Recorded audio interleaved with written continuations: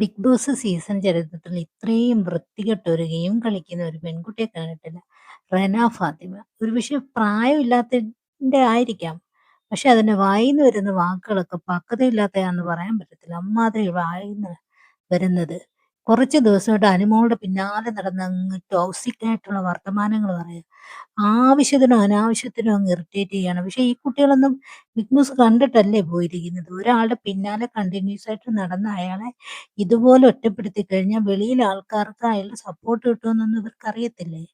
റെന ഫാത്തിമ ഇവിടെ ഇപ്പം വന്നിരിക്കുന്നത് ചുമ്മാ ജിസേലിന്റെ കാല് തടവി കൊടുക്കാനും, മേക്കപ്പ് ഇട്ട് കൊടുക്കാനും, തല മസാജ് ചെയ്ത് കൊടുക്കാനും, കൂടെ നടക്കാനും, ജിസേൽ എന്ത് പറഞ്ഞാലും അതിന്റെ പിന്നാലെ പിടിച്ച് അനുമോളുടെ പിന്നാലെ പോകാനുമാണ് റെന ഫാത്തിമ വന്നിരിക്കുന്നത്.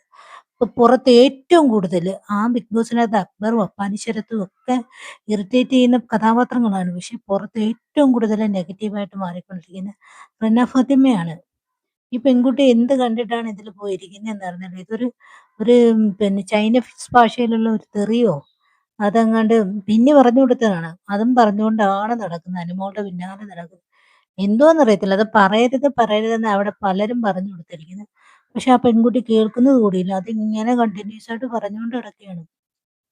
ആ ജയിലിന്റെ ഫ്രണ്ടിൽ നിന്ന് ബിഗ് ബോസ് അവിടെ നിൽക്കരുതെന്ന് പറഞ്ഞിട്ട് പോലും കേൾക്കാതെ ആ പെൺകുട്ടി അതിന്റെ ഫ്രണ്ടിൽ നിന്ന് ഇങ്ങനെ കണ്ടിന്യൂസ് ആയിട്ട് ഇറിറ്റേറ്റ് ചെയ്തുകൊണ്ടിരിക്കുകയാണ്.